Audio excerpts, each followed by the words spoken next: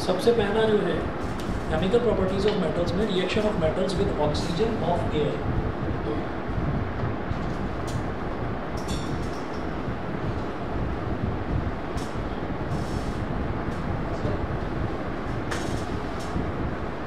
Chemical properties of metals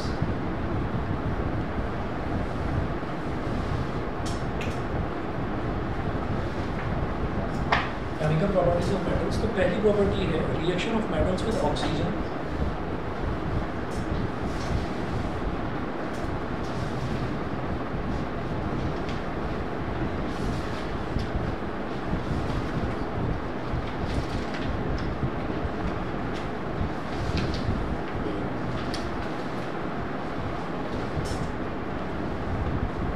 reaction of metals with oxygen, और bracket में mention करा है यहाँ पर ऑफ एयर।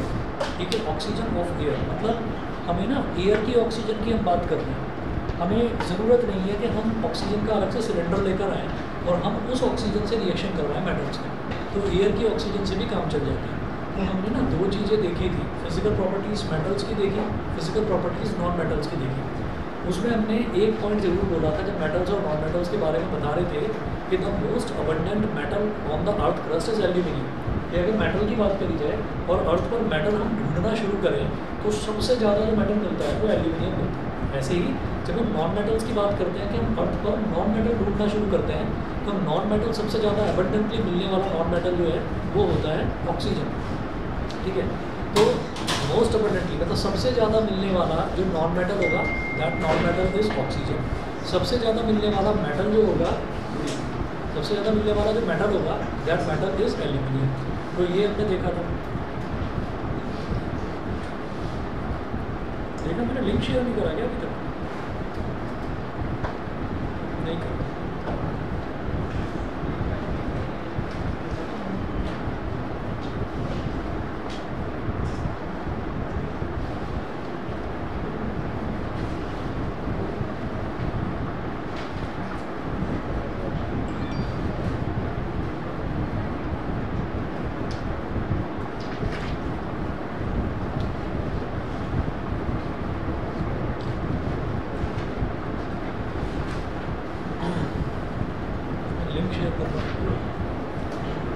चलिए, तो reaction of metals with oxygen of air हम देखेंगे। तो इसका मतलब ये है कि अगर हमने एयर में भी किसी मेटल को या किसी भी ऑब्जेक्ट को अगर हमने एयर में रख दिया तो एयर में सबसे ज़्यादा मिलने वाली जो गैस है वो ऑक्सीजन ही है।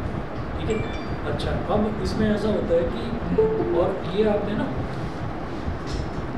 ये इस चीज़ से भी क्लियर होता है कि जैसे सर्दियों में छुट्टियाँ पड़ती हैं किस चीज़ की, पॉल्यूशन की छुट्टियाँ पड़ती हैं, पॉल्यूशन हो जाता है।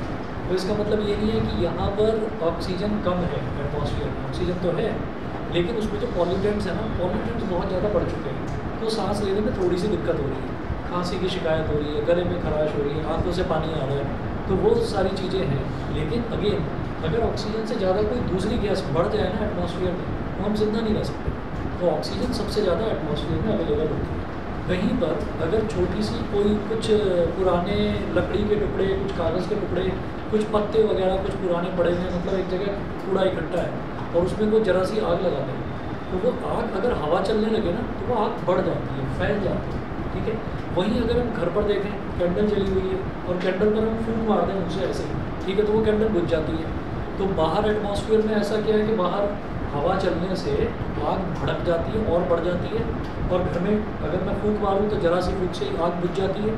ऐसा क्या है, तो हम ये कहते हैं कि जब हम फूंक मारते हैं तो हमारे मुंह से निकलने वाली जो मेजर गैस है वो क्या होती है, वो कार्बन डाइऑक्साइड होती है। हम सांस छोड़ते हैं तो हमारे मुंह से, नाक से जो सांस निकलती है वो क्या है, कार्बन डाइऑक्साइड गैस निकलती है। अच्छा, उसके अलावा जब हम एटमॉस्फेयर की बात करते हैं तो एटमॉस्फेयर में nitrogen, hydrogen, oxygen, carbon dioxide, sulphur dioxide, बहुत सारी गैसेज मिक्सचर है। लेकिन उन गैसेज में सबसे ज़्यादा क्वांटिटी में क्या अवेलेबल है, ऑक्सीजन है। तो जब हवा चलती है बड़ी तेज़ी से आ रही है, यहाँ कहीं आग लगी हुई है, बड़ी तेज़ी से हवा चल रही है, वो हवा आकर उसको आग को टच करी तो ऑक्सीजन क्या काम करता है, ऑक्सीजन ना आग का, बर्निंग का, कंबस्शन का सपोर्टर होता है, तो वो उसको आग को बढ़ा देता है। तो जरा सी चिंगारी, जरा से आप 2-4 पत्ते एक जगह जलाकर छोड़ दीजिए और पत्तों का ढेर लगा हुआ हो तो सब में आग लग जाती है। उसको ज़रूरत नहीं है कि इस कोने में सब जगह हमें आग लगानी है। वो फैलती चली जाती है क्योंकि ऑक्सीजन उसकी सपोर्ट करती है। तो वो चीज़ मैं आपको बताना चाह रहा हूँ कि reaction of metals with oxygen of air का मतलब क्या है कि आपको मेटल को कुछ नहीं करना है, आपको ओपन एटमॉस्फेयर में छोड़ देना है। तो सबसे पहले हम बात करते हैं जो जो जो इसमें हम रिएक्शंस देखेंगे उसमें हम थोड़ा थोड़ा हेल्प लेंगे चैप्टर नंबर 1 से भी, चैप्टर नंबर 2 से भी, थोड़ा थोड़ा चीज़ें हमारी वहाँ की भी रिवाइज होती चलेंगी। तो आप ये देखिए, आपने ना चैप्टर नंबर 1 जो था उसमें वो करा था reactivity series of metals, reactivity series of metals. Metals जो मेटल्स की बात कर रहे हैं, मेटल्स की प्रॉपर्टीज़ की बात कर रहे हैं, तो रिएक्टिविटी सीरीज तो आएगा ना। तो क्या था, please stop calling me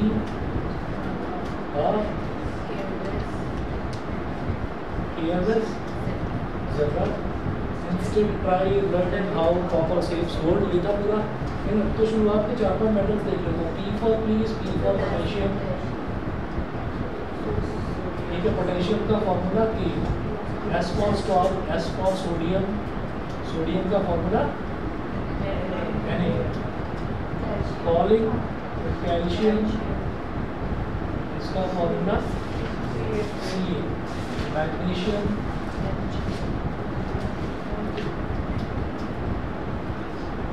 Mg, A for aluminium,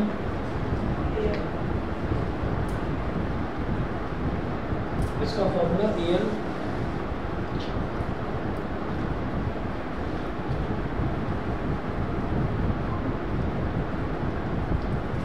इसका फॉर्मूला Al हो गया। ऐसे KNS कार्बन,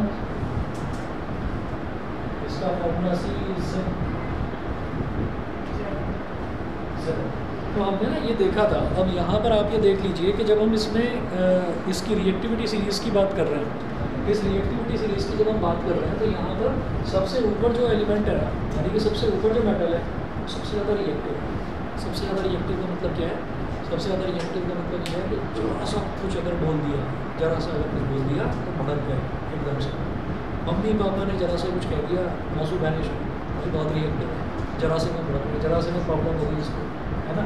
बिल्कुल कॉपर भी होता है नीचे, है ना, कॉपर या गोल्ड भी होता है, वो रिएक्ट ही नहीं करता। डांट रहे हो, डांटते रहो, आदत ही पड़ चुकी है, डांट खाने की आदत ही पड़ चुकी है, कोई फ़र्क ही नहीं पड़ता, ठीक है। तो वो क्या हो गया कि हाँ वो तुम्हारे जैसे होता है, ठीक है। तो अब क्या होता है कि यहाँ पर हम ये कहते हैं पोटेशियम, और मेरे को कैसे बोल दिया एकदम से, भड़क के आता है एकदम से, रिएक्टिव है बहुत ज़्यादा, ठीक है। सोडियम, मेरे को कैसे बोल दिया, तो सोडियम जरा से वो भड़क रहा है, ठीक है। तो पोटेशियम हो गया, सोडियम हो गया, कैल्शियम हो गया, ये रिएक्टिविटी सीरीज में ऊपर रखे हैं, तो ये बहुत ज़्यादा रिएक्टिव है। बहुत ज़्यादा रिएक्टिव का मतलब कि जरा जरा सी बात पर रिएक्ट कर जाता है, ठीक। तो अब आप ये देखिएगा कि इनकी इसी प्रॉपर्टी को यूज़ करेंगे यहाँ पर। लीस्ट रिएक्टिव होता है try learning how copper saves gold, gold होगा जो लीस्ट रिएक्टिव होता है। और इसी वजह से आपने ये नोटिस भी करा होगा कि गोल्ड की जो सोने की चेनें पहनी जाती हैं गले में, कोई लोहे की चेन, लोहे की चेन अगर चमचमाती है कोई पहन के लेकर सिल्वर कलर की है, बस बहुत बढ़िया, ये चमकदार लग रही है, ठीक है, वो रात तक काली हो जाएगी। क्यों? क्योंकि उसकी प्रॉपर्टी होती है कि ओपन एटमॉस्फेयर में रखते हैं कि रस्टिंग हो जाएगी, काली हो जाएगी, ठीक। और जो गोल्ड है वो रिएक्ट ही नहीं करता।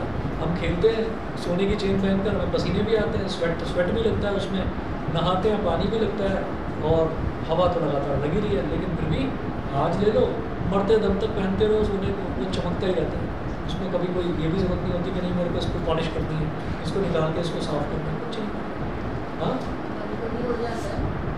नहीं, ऐसा नहीं। चलिए जी, इसके बाद क्या है, reaction of metals with oxygen of air. तो सबसे पहले इसका रिएक्शन लिखेंगे, metal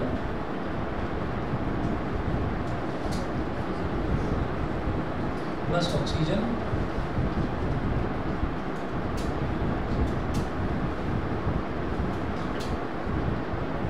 metal plus oxygen gives metal oxide. और ये जो मेटल ऑक्साइड है ना, ये बेसिक ऑक्साइड होता है। मेटल ऑक्साइड जो है बेसिक ऑक्साइड होता है। बेसिक ऑक्साइड का मतलब क्या है कि इसका जो नेचर है ना वो बेसिक है। बेसिक मतलब बेस वाला नेचर है। बेस का मतलब क्या हो गया कि ये जो है ये रेड लिटमस को ब्लू में कन्वर्ट कर देगा, ठीक है, बेसिक नेचर। अच्छा, तो अब इसके एग्जांपल्स देखते हैं। तो पहला एग्जांपल है सोडियम का, Na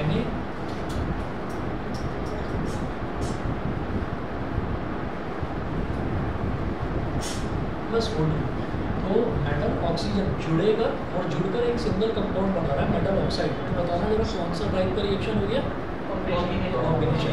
ठीक है, तो अब आप ये देखिए, ये सोडियम है Na, इसकी वैलेंसी क्या होती है 1+, ये ऑक्सीजन है, इसकी वैलेंसी 2-, इसका 2 इसके साथ आ जाएगा, इसका 1 इसके साथ चला जाएगा, क्या बन गया? Na2। फिर इसको बैलेंस कर लीजिए, ऑक्सीजन के इधर 2 एटम है, इधर ऑक्सीजन के आगे कुछ भी नहीं लिखा हुआ, यानी कि एक एटम है, तो उसको 2 बनाने के लिए, जिसके आगे कुछ नहीं लिखा रहता मतलब एक एटम, उसको 2 बनाने के लिए आगे 2 लगा दिया, 1 2 2, ऑक्सीजन के 2 हो गए, इधर के 2, लेकिन सोडियम का बैलेंस बिगड़ गया, 2 2 4, तो इधर बैलेंस करने के लिए 4 लगाना पड़ेगा, 4Na + O2 gives 2Na2। ठीक है, तो ये हमारा एक बेसिक ऑक्साइड हो गया। ठीक है, सेकंड एग्जांपल देखते हैं, जैसे सोडियम लिया, ऐसे ही अगला ले लीजिए आप पोटेशियम। पोटेशियम की भी सेम कहानी है, इसकी भी वैलेंसी 1+ है। गौरी और ओम में आवाज़ आ रही है मेरी?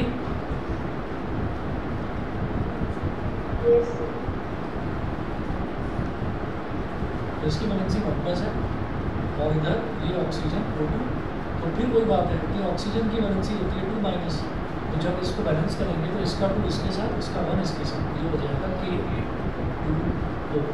अब ऑक्सीजन का इधर 2 है, इधर ऑक्सीजन का 1 है, बैलेंस करने के लिए 2 लगा दिया, तो ऑक्सीजन तो बैलेंस हो गया, इधर 2 2 4, तो इधर 4 लगा दिया। ठीक, और हमें मालूम ही है कि दोनों के दोनों बेसिक ऑक्साइड होते हैं। अच्छा, कोई भी चीज़ बेसिक ऑक्साइड है या एसिडिक ऑक्साइड है, इस चीज़ का पता कैसे चलता है? अगर मान लीजिए कोई भी ऑक्साइड हमारे पास आया, उसको मैंने पानी में डिज़ोल्व करा और वो डिज़ोल्व करके एक बेस बना दे, एक एल्कली बना दे, तो हम ये कहेंगे कि ये बेसिक ऑक्साइड था। ठीक है, तो जैसे Na2O है हमारे पास, तो Na2O बना, आप देखें नोट्स में, sodium metal and potassium metal are stored under kerosene oil to prevent their reaction with oxygen, moisture and carbon dioxide of air so as to protect them. तो सोडियम और potassium, इनको किसी भी तरीके के कैटलिस्ट की ज़रूरत नहीं होती, ऐसी ज़रूरत नहीं होती कि इस रिएक्शन में मुझे कुछ खास करना है। सोडियम को लिया, ऐसे ही रख दिया एटमॉस्फेयर में, ठीक है, सोडियम ऑक्साइड बना देगा, सोडियम मिलेगा ही नहीं। पोटेशियम को रख दो ओपन एटमॉस्फेयर में, पोटेशियम ऑक्साइड बन जाएगा, हमें पोटेशियम मिलेगा ही नहीं। ठीक है, तुरंत बनाता है। जब रिएक्शन करने होते हैं पोटेशियम में, तो फिर उन्हें बाहर निकालना पड़ता है।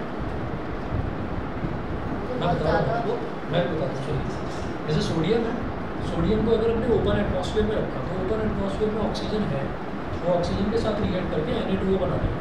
ठीक है, ऐसे ही पोटेशियम का केस है, पोटेशियम भी पोटेशियम ऑक्साइड K2O बना देगा।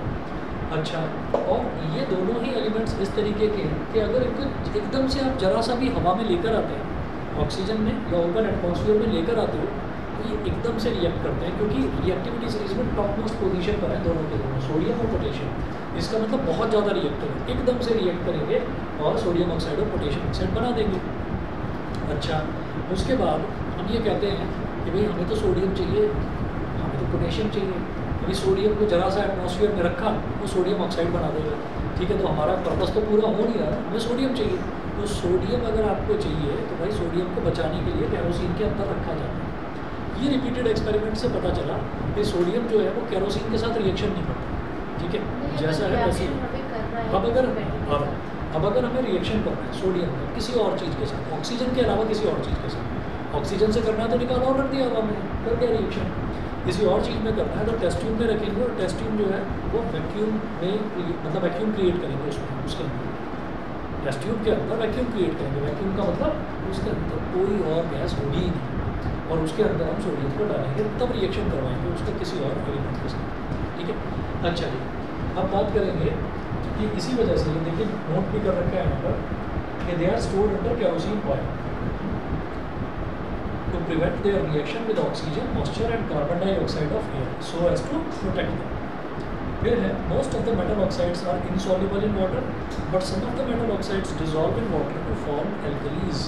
तो ज़्यादातर जो मेटल ऑक्साइड्स हैं they are insoluble in water, वो पानी में घुलते नहीं, ज़्यादातर मेटल ऑक्साइड्स, लेकिन कुछ मेटल ऑक्साइड्स घुल जाते हैं, घुलते हैं तो एल्कली बनाते हैं।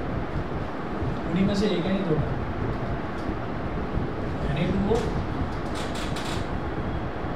अगर इसको वाटर में डिजॉल्व करा, NaOH बन गया, NaOH बन गया। अच्छा, और बैलेंस करके देखिए, इधर सोडियम के 2 एटम, इधर 1 है, बैलेंस करने के लिए हम 2 लगाएंगे। हाइड्रोजन के इधर कितने हैं, 2 एटम, और इधर भी हाइड्रोजन का 1 था तो 1 2 ज़ा 2। ऑक्सीजन का एक ऑक्सीजन इधर, एक ऑक्सीजन इधर, यानी कि ऑक्सीजन के दोनों इधर भी 1 2 ज़ा 2 तो ये पूरी तरह से बैलेंस होगा। ऐसे ही सेम हम बात करेंगे K2O की, पोटेशियम ऑक्साइड। पोटेशियम ऑक्साइड जब वाटर के साथ रिएक्ट करता है तो ज़्यादा कि इसके आगे भी लगा वो बैलेंस होगा, ठीक है। तो जो भी मेटल ऑक्साइड हाइड्रोजन वाटर के साथ डिजॉल्व हो जाते हैं, वाटर में डिजॉल्व हो जाते हैं, वो डिजॉल्व होकर वाटर सॉल्युबल बेसिस यानी कि एल्कलीज बन जाते हैं। ऐसे बेस जो वाटर में घुल जाए उसको क्या बोलते हैं, एल्कलीज, ठीक है। तो वो एल्कलीज बना देते हैं। अच्छा जी, आगे चलेंगे जरा, नेक्स्ट पेज पर आइए, पेज नंबर 7 पर। Magnesium metal does not react with oxygen. Magnesium metal जो है, पहली लाइन ही क्या है, magnesium metal does not react with oxygen at room temperature. Room temperature का मतलब होता है 20 डिग्री सेल्सियस, हमेशा याद रखना, आगे फर्दर बड़ी क्लासेस में भी पहुँचेंगे। तो रूम टेम्परेचर का मतलब होता है 20 डिग्री सेल्सियस। तो 20 डिग्री सेल्सियस पर मैग्नीशियम रिएक्ट नहीं करता, किसके साथ, ऑक्सीजन के साथ या एयर के साथ।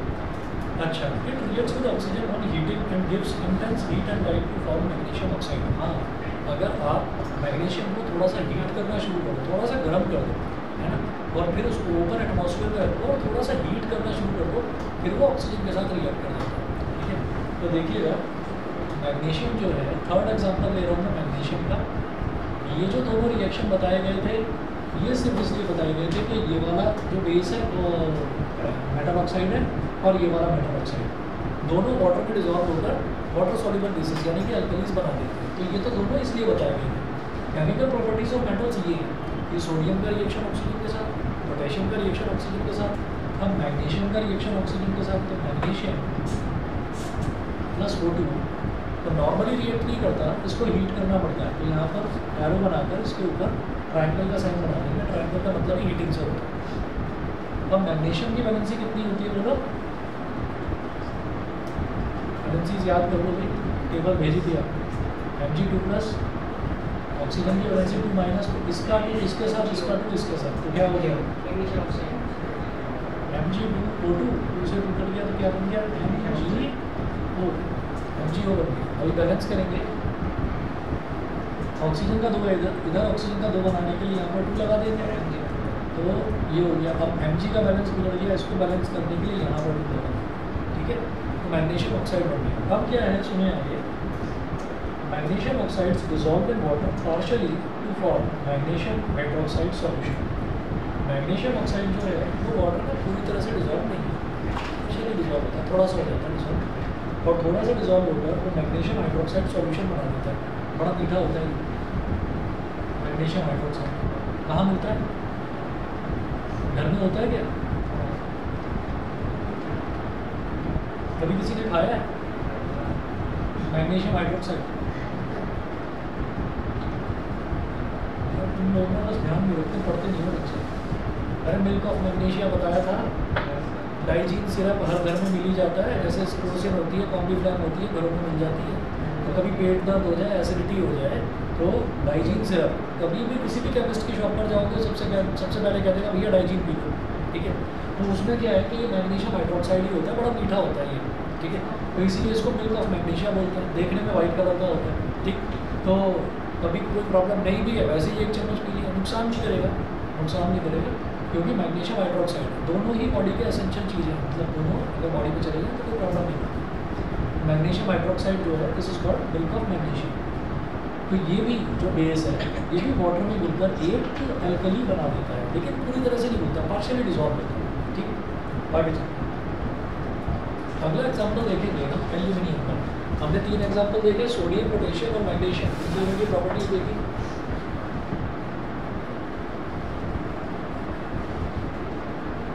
नेक्स्ट हम बात करते हैं एल्यूमिनियम की। एल्यूमिनियम में क्या होगा,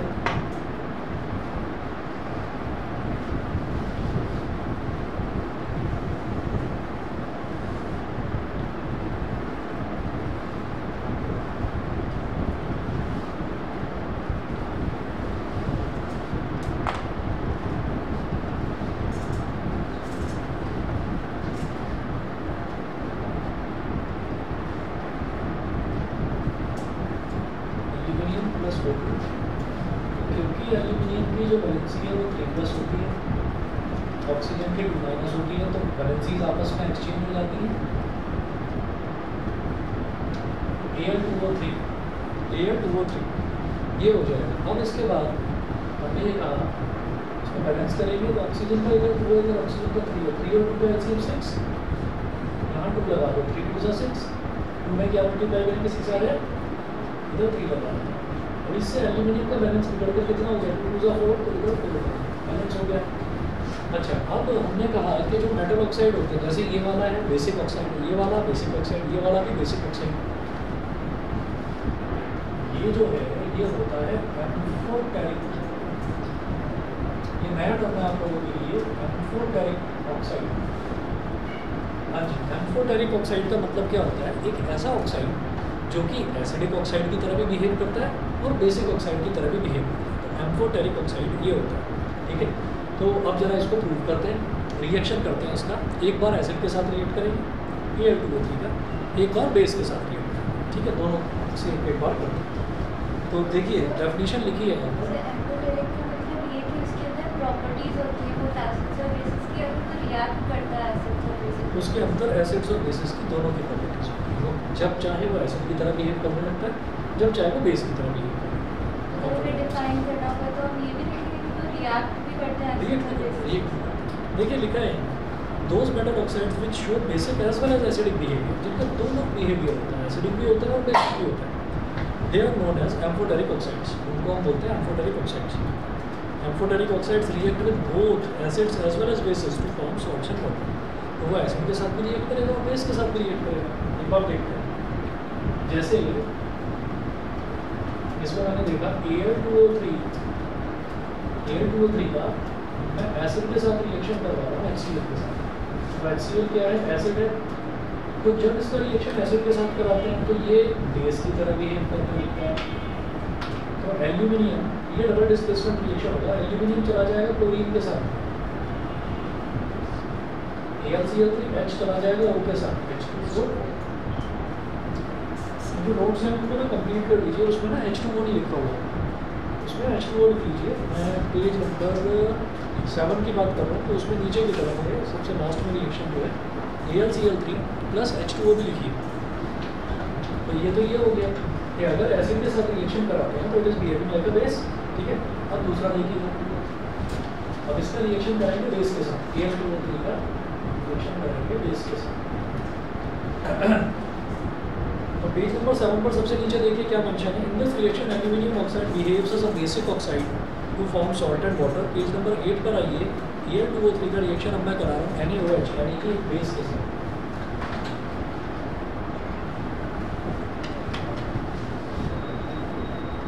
NaOH क्या है, बेस, ठीक है। अब इसके बारे में ये अलग तरीके का रिएक्शन है, तो अभी एसिड की तरह बिहेव करेगा। अभी अलग तरीके का रिएक्शन है, इसमें आपके पास क्या आएगा कि एक नया कंपाउंड आएगा जो आपने अभी तक पढ़ा नहीं है। एक हेलो हेलो दोस्ती जी,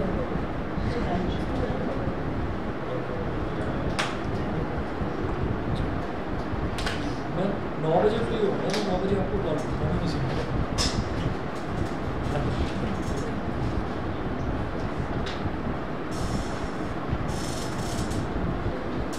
अच्छा जी, अब जरा देखिएगा कि यहाँ पर एक नया कंपाउंड बन रहा है, इसको हम बोलेंगे NaPl,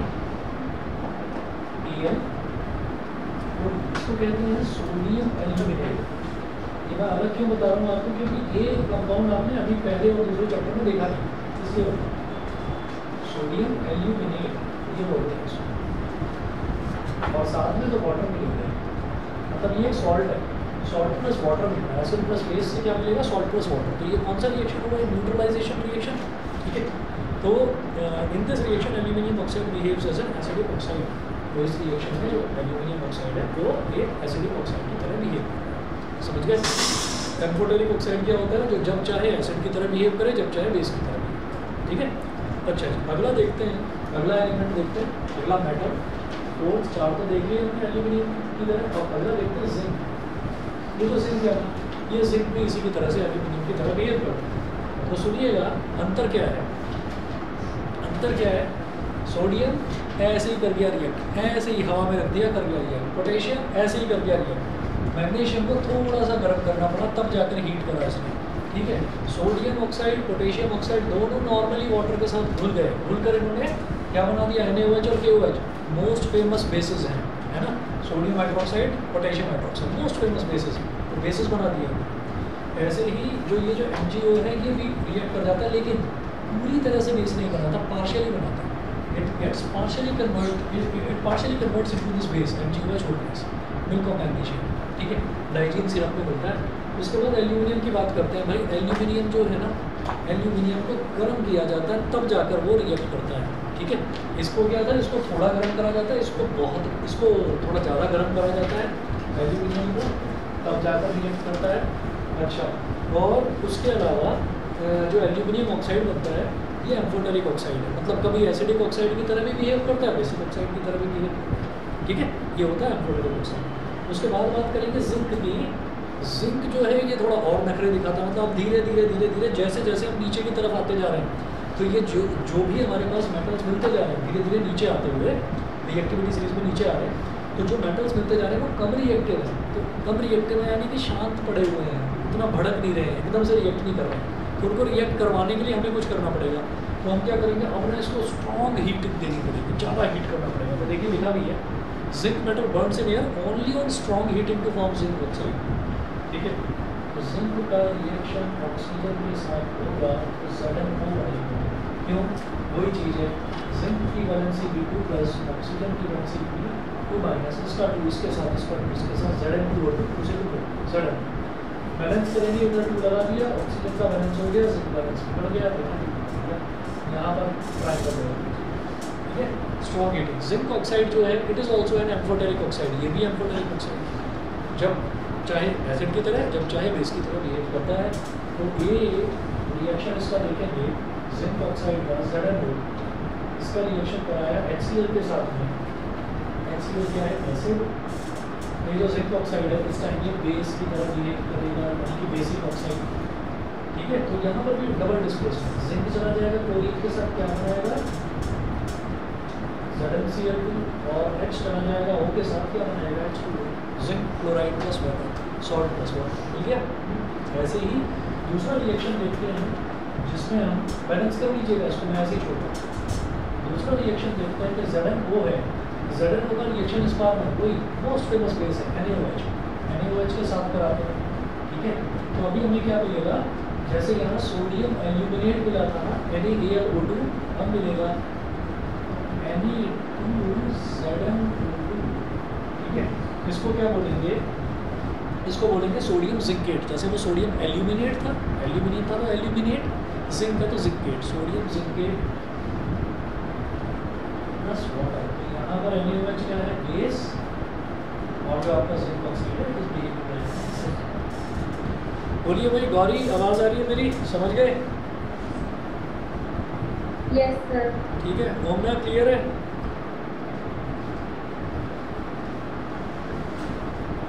यहाँ पर ये एसिडिक ऑक्साइड की तरह। अगला देखिएगा, ये 5th था, अब 6th देखते हैं। भाई बड़ा फेमस मेटल है, इसको तो हम भूल ही रहे, आयरन, ठीक। आयरन का सुनना जरा क्या है, iron metal does not burn in air even on strong heating, even on strong heating. लोहा रखा हुआ है, गर्म कर रहे हैं, कभी देखा लोहे में आग लगती है, लोहे की कढ़ाइयाँ होती है घरों में, ठीक है, लोहे की कढ़ाई में पूड़ी वगैरह बनाते हैं, ठीक है। तो कभी देखा है कि उसको बहुत देर तक गैस पर रखा हुआ है तो कढ़ाई ही जल गई, आग की लपटें निकल रही उसमें से, नहीं होता ना ऐसा, ठीक है। तो ये आयरन की प्रॉपर्टी है, ठीक। ये आयरन को बहुत ज़्यादा भी अगर आप स्ट्रॉन्ग हीटिंग भी कर दें तो जलेगा नहीं। It reacts with oxygen of air on heating to form iron 2nd और 3rd ऑक्साइड। इतना ज़रूर है कि कलर थोड़ा सा चेंज हो जाएगा। तो क्या होता है, Fe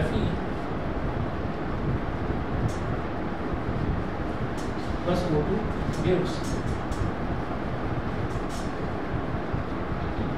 Fe plus O2 gives Fe3O4।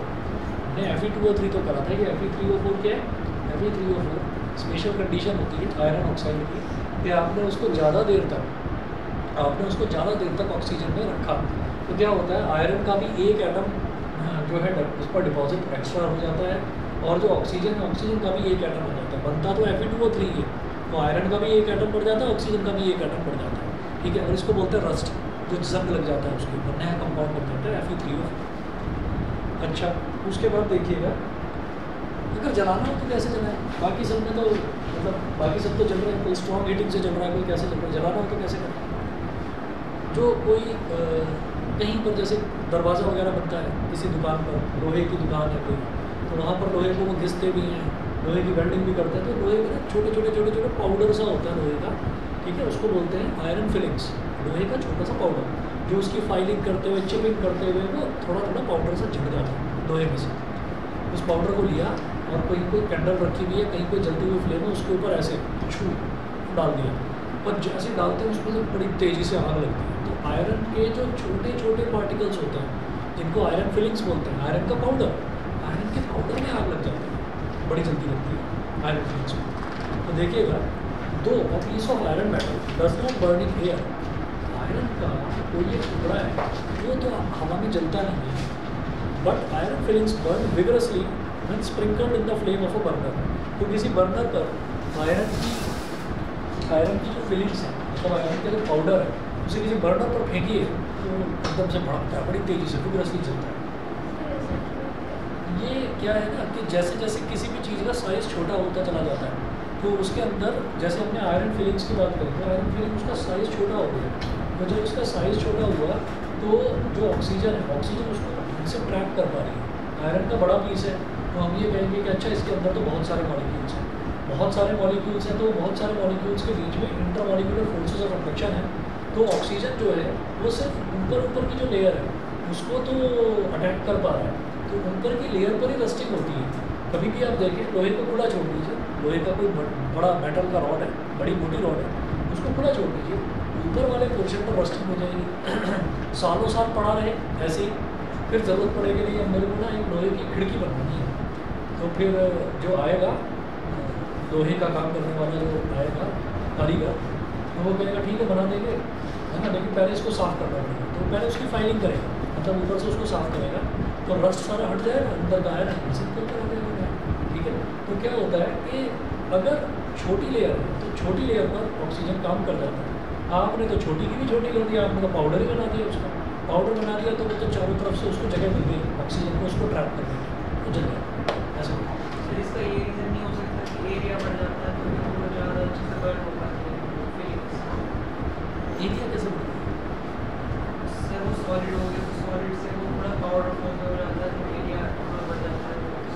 Area तो उसका बढ़ा हुआ था ना, जैसे मान लीजिए मैंने किसी आयरन की शीट की बात करी तो उसका एरिया ज़्यादा है, ठीक है, लेकिन अगर हम पाउडर की बात करेंगे तो एरिया कम ही हुआ है, तो हम सिर्फ साइज़ पर ही आ जाते हैं कि साइज़ जो है ना पार्टिकल का वो छोटा हो गया, तो उसको चारों तरफ से ऑक्सीजन इंट्रैक्ट कर पा रही है इस वजह से, ठीक है।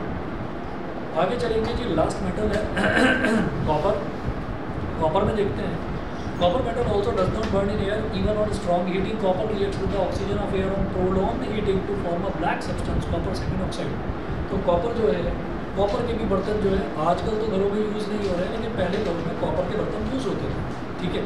हेल्थ के लिए बड़ा अच्छा होता है कॉपर, हेल्थ के लिए बड़ा अच्छा होता है, आयरन बहुत अच्छा होता है। फॉर एग्जांपल कोई आपका कोई फ्रेंड है या कोई भी जानकार है, वो आप उसको जानते हैं, बचपन से जानते हैं, लेकिन अचानक से आप ये नोटिस कर रहे हो कि वो थका थका रहने लगा, ठीक है, उसका जो चेहरा है और बॉडी है उसका रंग जो है वो सफ़ेद होता जा रहा है, मतलब आप कहोगे बड़ा गोरा होता जा रहा है, एक्चुअली गोरा नहीं हो रहा, वो धीरे धीरे धीरे धीरे सफ़ेद होता जा रहा है। तो कहते हैं ना कई बार कि वो तो बीमार पड़ गया, सफ़ेद पड़ गया, वो सफ़ेद पड़ने का मतलब ये उसमें दो ही तरीके की प्रॉब्लम होती है।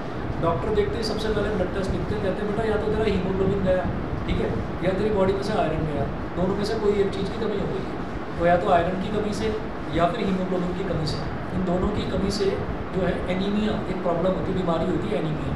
तो एनीमिया का जो मरीज़ होता है ना, उसको आप देखोगे अंग्रेज जैसा दिखाई देगा, एकदम सफ़ेद, ठीक है, ऐसा हो जाता है। और जब उसकी प्रॉब्लम को ठीक होनी शुरू होती है तो उसका रंग नॉर्मल इंसानों जैसा हो जाता है, ठीक है। अब होता क्या है कि जब भी टेस्ट कराते हैं तो ब्लड टेस्ट कराते हैं, आयरन की कमी है तो भी ब्लड टेस्ट होगा, पोटेशियम की कमी है तो भी ब्लड टेस्ट होगा, जिस भी चीज़ की कमी है तो भाई ब्लड ही टेस्ट होता है हर चीज़ के लिए, यानी कि ब्लड में ही सारे आयरन जो आयन्स जो हैं वो डिज़ोल्व होते हैं। तो जो पुराने ज़माने के लोग जो कढ़ाई यूज़ किया करते थे, लोहे की कढ़ाई, कॉपर की कढ़ाई, तो कॉपर आपने आजकल सुना भी होगा, देखा होगा, वो टीवी में ऐड आता है, उसमें दादी अम्मा को दिखाते हैं और वो पुशअप्स लगा रही होती दादी अम्मा, और देखते कि नए नए जो लड़के हैं ना, नए नए लड़के ऐसे थके हुए खड़े हैं ऐसे, है ना, और दादी अम्मा पुशअप लगा रही है और 2 हाथों पर खड़ी होगी ऐसे, है ना, पूरी बॉडी को बैलेंस कर रखा है। तो कहती बेटा मैं हेवल्स के आरओ का पानी पीती हूँ, ठीक है, तो देखा होगा, तो उस पर लिखा हुआ आता है कि एनरिच्ड विद कॉपर आयंस, और उसमें हाँ कैंट का नहीं है, हेवल्स का था वो ऐड, ठीक है। तो कैंट में तो वो आती है हेमा मालिनी, कैंट लेता है सबसे शुद्ध पानी, तो वो उसमें दिखाते हैं the enriched with the power of copper ions, ठीक है। अच्छा, और इसी तरीके से आयरन, तो कॉपर के बर्तन यूज़ होते थे, कॉपर का पतीला यूज़ होता था, उसमें सब्जी बनती थी, ठीक है, और उसमें जब सब्जी बनती थी तो क्या है कि उसमें बार बार कढ़ाई चलेगी, सॉरी चमचा चलेगा उसके अंदर बार बार, तो क्या है कि कॉपर के छोटे छोटे छोटे छोटे आयंस टूटेंगे और टूट कर, क्योंकि हीट भी हो रहा है ना वो, तो वो टूटेंगे और टूट कर वो जो भी आपकी सब्जी बन रही है उस सब्जी में वो घुल जाएगी वो चीज़ें। सिमिलरली जो लोहा है, लोहे का बर्तन यूज़ होता था, तो आयरन के आयंस वो टूटते थे और टूट के जो भी फूड आइटम बन रहा है उसमें मिक्स होते थे, तो उससे बॉडी में नहीं, ये तो बॉडी के लिए मतलब हेल्पफुल है, आयरन की तो जरूरत है। हाँ इतने आयंस थोड़ी है कि पूरा लोहा मिल गया उसके अंदर, मतलब 2-4 थोड़े बहुत आयंस मिल गए, ठीक है, जितने बॉडी के लिए ज़रूरत होती है उतना होता है, ठीक है। तो वो चीज़ इसलिए ज़रूरी होती थी, और आप देखते होंगे कि आजकल लोग योगा की तरफ बड़े मतलब अट्रैक्ट हो रहे हैं, करते हैं, योगा करते हैं, तो योगा में वो बाबा रामदेव भी बताते हैं कि भाई योगा में आप जो पानी अगर आप पीते हैं तो कॉपर के वैसन में डालकर पियो, तो कुछ लोग कॉपर का जग रखते हैं, उसमें पानी डालते हैं, सुबह उठकर पीते हैं, ठीक है, तो वह हेल्थ के लिए अच्छा होता है, और उसमें कभी मिल्क रख के मत पीना, लेकिन ठीक है ना, क्यों रिएक्ट कर जाता है, क्यों, क्योंकि मिल्क के अंदर एसिड होता है, लैक्टिक एसिड, और एसिड मेटल्स के साथ रिएक्ट करता है और हार्मफुल पॉइजनस कंपाउंड्स बनाता है, तो कभी उसमें कॉपर के कंटेनर में या आयरन के भी कंटेनर में मिल्क मत रखना, दही मत रखना, अचार मत रखना, इन सब चीज़ों में पॉइजन बन जाएगा, फूड पॉइजनिंग हो जाएगी, पेट में दर्द शुरू हो जाएगा। तो शिकंजी भी मत पीना कि कॉपर के वैसे में शिकंजी पी जाओ, शिकंजी में भी एसिड होता है, सिट्रिक एसिड। चलिए जी, तो भाई कॉपर जो है, कॉपर को भी बहुत देर तक जब गर्म करते रहेंगे तब जाकर ऑक्सीजन के साथ रिएक्ट करेगा, तो हमारा 7वां एग्जाम्पल है copper.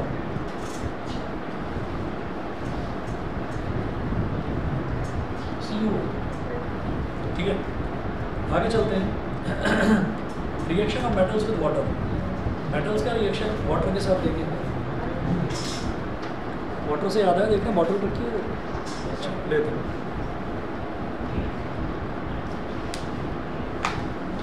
Reaction of metals with water. Metals react with water to form metal hydroxide or metal oxide and hydrogen gas.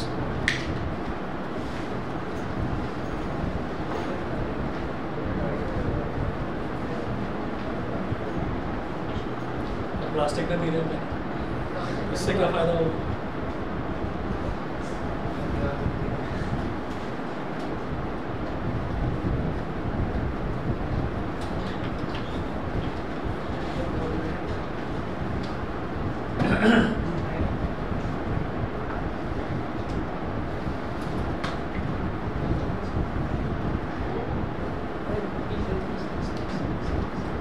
अब मत देना इसे, ये इजी लाएगा।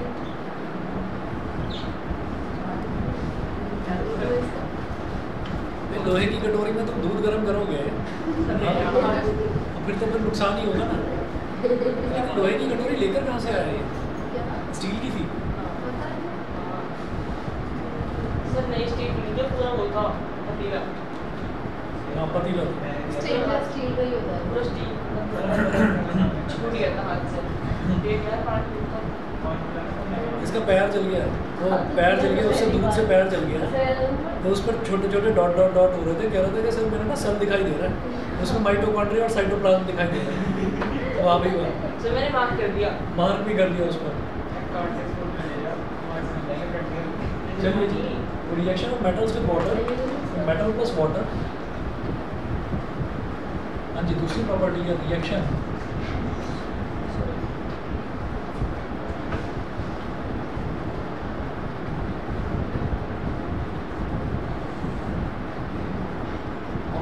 with water।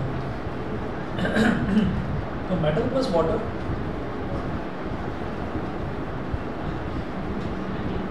Gives metal hydroxide plus hydrogen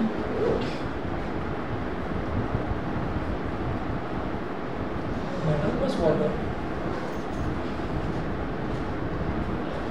metal oxide भी देता है। अब कब ऑक्साइड देगा, कब मेटल ऑक्साइड देगा और कब मेटल हाइड्रोक्साइड देगा, ये देखने वाली चीज़ है। देखते हैं। पोटेशियम, फिर से आ गया पोटेशियम सबसे ऊपर है रिएक्टिविटी सी, ठीक है। Potassium P for please, P for potassium, stop S for stop, S for sodium, सबसे ऊपर बैठे। Potassium reacts violently with cold water, violently मतलब झगड़ा करने के लिए तैयार बैठा, वायलेंट हो गया, ठीक है। तो potassium reacts violently with cold water to form potassium hydroxide and hydrogen gas.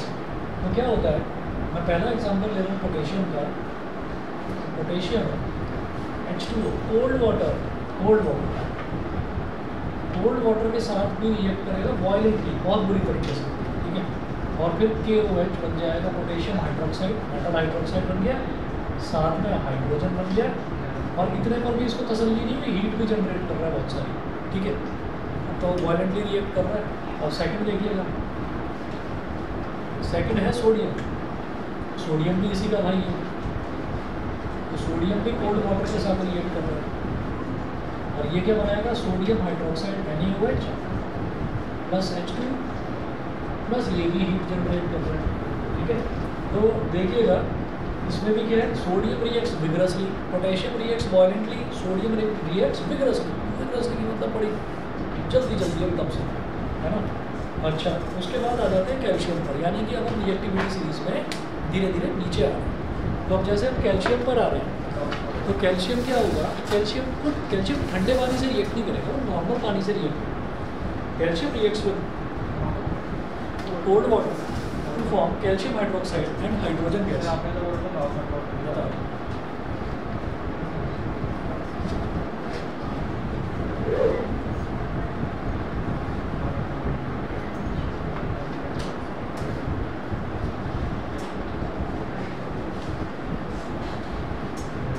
अब ये देखिएगा इसमें क्या है कि calcium reacts with cold water to form calcium hydroxide and hydrogen gas. ये कोल्ड वाटर से रिएक्ट कर रहा है। अब मैं कह रहा हूँ कि नॉर्मल वाटर से करता है रिएक्ट, नॉर्मल वाटर से रिएक्ट अगर करेगा ना, तो नॉर्मल वाटर मतलब और कोल्ड वाटर दोनों में अंतर क्या है। कोल्ड वाटर मतलब थोड़ा उसका टेम्परेचर कम है, नॉर्मल वाटर मतलब उसका टेम्परेचर रूम टेम्परेचर पर। तो तब वो क्या करेगा, नॉर्मल वाटर से रिएक्ट करके तो हीट भी जनरेट करेगा। मतलब नॉर्मल वाटर का आपने क्या करा, कोल्ड का थोड़ा सा टेम्परेचर बढ़ा दिया। बताओ भाई, अब तो भास्कर ने भी कुछ नहीं कहा।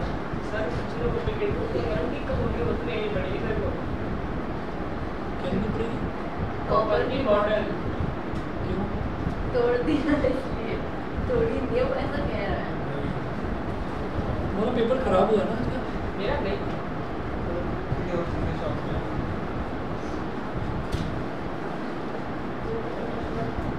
थर्ड देखिए भाई, यहाँ पर ये बोल रहा है कि कोल्ड वाटर के साथ रिएक्ट करेगा। तो कोल्ड वाटर के साथ जब रिएक्ट करेगा ना, तो भाई हीट जनरेट नहीं करेगा, ठीक है ना, हीट जनरेट नहीं करेगा और नॉर्मली रिएक्ट करेगा। मतलब जैसे वो था वायलेंटली रिएक्ट करता है, पोटेशियम सोडियम करता है विग्रसली रिएक्ट, तो एकदम से झटके से तेजी से रिएक्ट नहीं करेगा। तो कैल्शियम आ गया, Ca plus H2O gives CaOH वोल्टवाइज कैल्शियम हाइड्रोक्साइड। ये कहाँ पर मिलता है बताइए, ये कहाँ पर मिलता है भाई, कैल्शियम हाइड्रोक्साइड चूना पान में लगाया जाता है। उसके बाद अगला देखिएगा,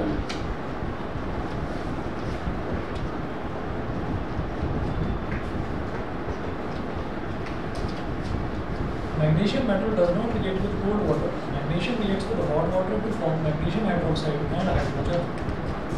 फोर्थ देखेंगे, अब हम थोड़ा थोड़ा ना नीचे की तरफ आ रहे हैं, ठीक है। तो अब मैं जैसे मैग्नीशियम वाले मेटल पर आया, तो मैग्नीशियम मेटल क्या करेगा, मैग्नीशियम मेटल जो है वो कोल्ड वाटर के साथ रिएक्ट ही नहीं करेगा, नॉर्मल वाटर के साथ भी नहीं करेगा। नॉर्मल के साथ तो ये कर जाता है कैल्शियम, ठीक है। तो अब क्या करा, अब थोड़ा सा ना गर्म करना पड़ेगा, ठीक है, टेम्परेचर और बढ़ाना पड़ेगा। Magnesium reacts with hot water to form magnesium hydroxide and hydrogen gas. तो मैग्नीशियम को का रिएक्शन हमने करा दिया हॉट वाटर के साथ। तो ऐसे में क्या बनेगा, MgOH ट्वाइस प्लस H2।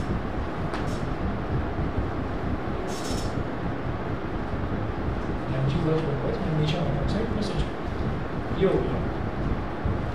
हमने कहा कि टेम्परेचर बढ़ा दिया हमने पानी का,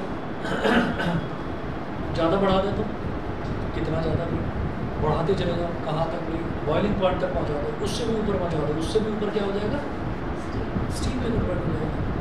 वाटर अगर अपनी गैसियस स्टेट में आ जाए यानी कि स्टीम में कन्वर्ट हो जाए, तब क्या होगा मैग्नीशियम के साथ, तब ये दूसरा वाला रिएक्शन होता है। तो याद रहे कि मेटल के साथ में अगर वाटर रहेगा या हॉट वाटर रहेगा तो मेटल हाइड्रोक्साइड रहेगा। मेटल के साथ में अगर वाटर अपनी गैसियस स्टेट में वाटर की जगह यानी कि स्टीम अगर आ जाएगा तब मेटल ऑक्साइड होगा, ठीक है। तो आप ये देखिए यही मैग्नीशियम है, मैंने वाटर को इतना गर्म कर दिया कि स्टीम में कन्वर्ट हो गया, Mg प्लस H2O। तो अगर ये स्टीम में कन्वर्ट हो गया तो क्या होगा, MgO plus H2। Magnesium oxide plus hydrogen ये हो गया, ठीक है जी। अगला देखेंगे, फिफ्थ पार्ट है aluminium. Aluminium metal reacts with steam to form aluminium oxide and hydrogen gas. तो सीधा स्टीम पर ही आ गए, एल्यूमिनियम की बात कर रहे हैं तो सीधा स्टीम पर ही आ गए। हम ये कहेंगे कि हाँ स्टीम पर आना पड़ा, क्यों, क्योंकि एल्यूमिनियम नॉर्मल वाटर से, कोल्ड वाटर से, हॉट वाटर से रिएक्ट ही नहीं करता। अब वो हम रिएक्टिविटी सीरीज में भी अब नीचे आ गए हैं, तो इसलिए एल्यूमिनियम सीधा सीधा स्टीम से ही रिएक्ट करेगा। तो एल्यूमिनियम प्लस H2O ब्रैकेट में लिखें स्टीम, क्या बनेगा, aluminium oxide, metal oxide plus hydrogen, Al2O3 plus H2। मैं अधूरे लिख रहा हूँ ये रिएक्शन, बैलेंस आप करना चाहते हैं, बैलेंसिंग आपके लिए छोड़ो।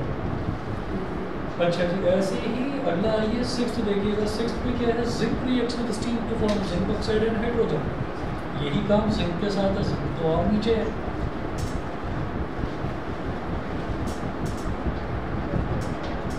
ये भी ना कोल्ड वाटर से, ना नॉर्मल वाटर से, ना हॉट वाटर से रिएक्ट ही नहीं करता, ये भी स्टीम से रिएक्ट करता है। तो क्या बनेगा, zinc oxide plus H2।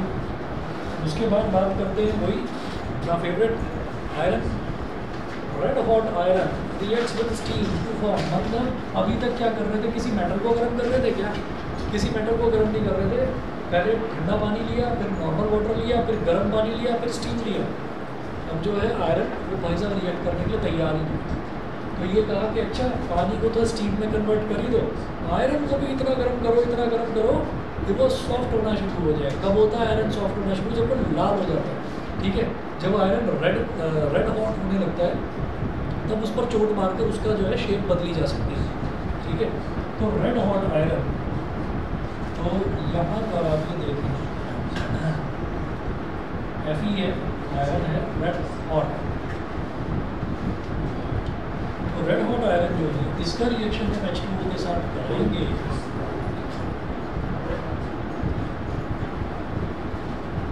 Fe3O4 plus H2 balance है। मैं आपको ये होगी फिर मेटल का रिएक्शन एसिड्स के साथ, ये नेक्स्ट क्लास में देखेंगे, ठीक है। आज इतना ही करेंगे।